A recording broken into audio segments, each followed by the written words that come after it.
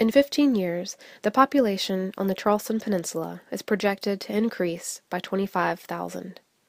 If 1 and 2, just half the newcomers, bring their cars, another 7 football fields of parking and wider roads will be needed. Can the answer be business as usual? There's simply not enough space.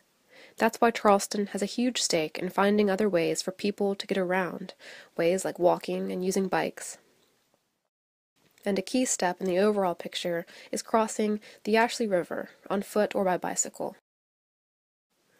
The southernmost of the 2 Highway 17 bridges over the Ashley provides the simplest answer. Auto traffic north and southbound is roughly equal, and engineers say that if 3 lanes are adequate for the outbound bridge, 3 are adequate as well for the northbound side. The 4th is to become the bike and pedestrian lane, similar in many respects to the one on the Ravenel Bridge. But who will the users be? Are there enough to make it worthwhile? What are the benefits, and do they outweigh any downsides?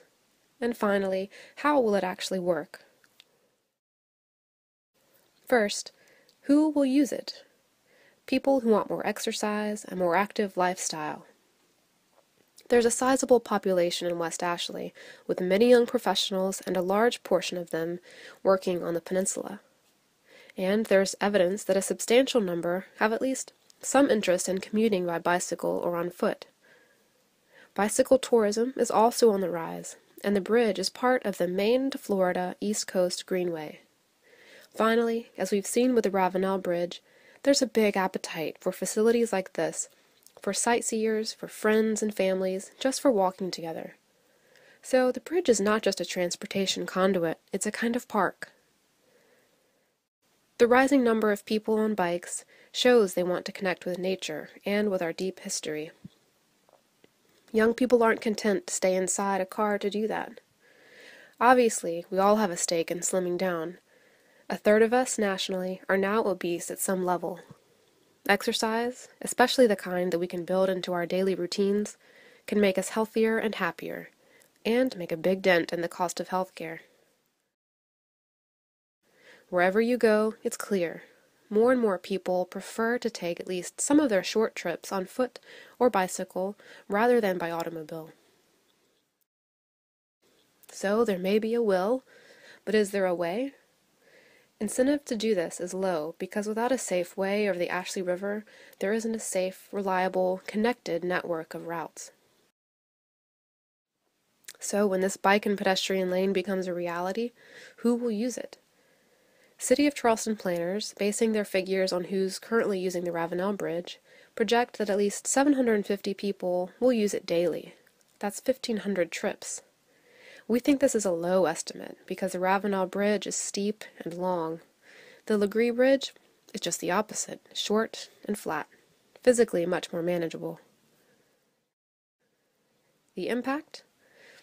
Let's use that figure of 750 for now. It probably means as many as 750 cars not using the bridge. That means less congestion and reduced pressure for more and more parking spaces. Why is this so important? Let's touch on just 6 reasons. Reason number 1, safety. First, there are plenty of lower-income people who can't afford to drive. Some already take their lives into their hands crossing the Ashley on a narrow sidewalk, or worse, in an auto lane. Just watch. We'll put you at the handlebars for the safest, legal way to bike over the Ashley.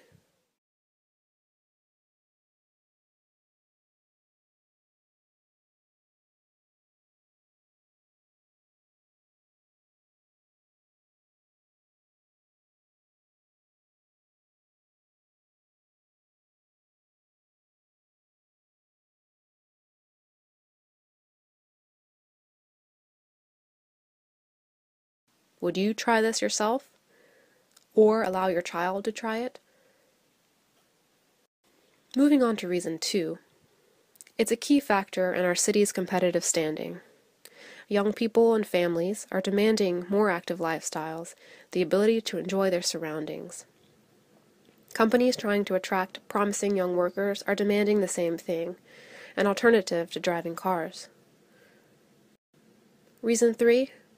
A large proportion of Charlestonians get it and have registered their support. Just look over this list.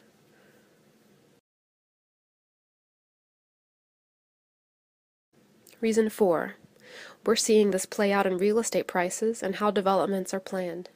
Young families are paying premiums for homes that are adjacent to the West Ashley Greenway, in part because of this anticipated bike and pedestrian crossing over the river.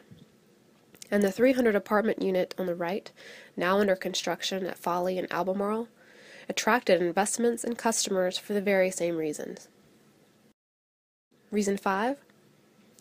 The need for this has been on the radar with our planners and the public for years, and projects like this were part of the reason taxpayers approved a half-cent sales tax hike several years ago. Reason 6. A comparable facility on the Legare Bridge was great for East Cooper and the city's east side. This facility on the Legare Bridge will be just as valuable to residents of West Ashley and the western portions of the Charleston Peninsula.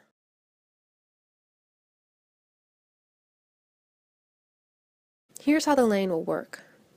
Many users, especially on bicycles, will approach from the West Ashley Greenway. Then, briefly north along a lane on Albemarle Road, and across the rear of the apartment building at Folly and Albemarle. They'll cut through a new small city park on the river's edge toward the bridge, and curving onto the approach to the bridge's fourth lane.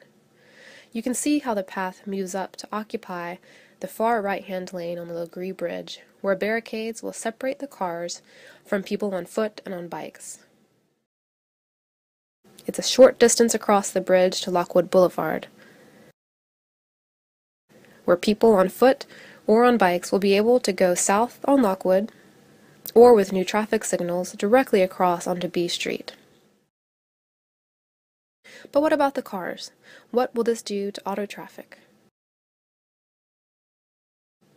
For one thing, subtracting one lane subtracts one more risky lane hopping maneuver, which is a safety plus. And at Lockwood and B, the new double off-ramp, 2 lanes instead of just 1, will have a dedicated lane for people making a left onto Lockwood, and another lane for those going straight onto B Street.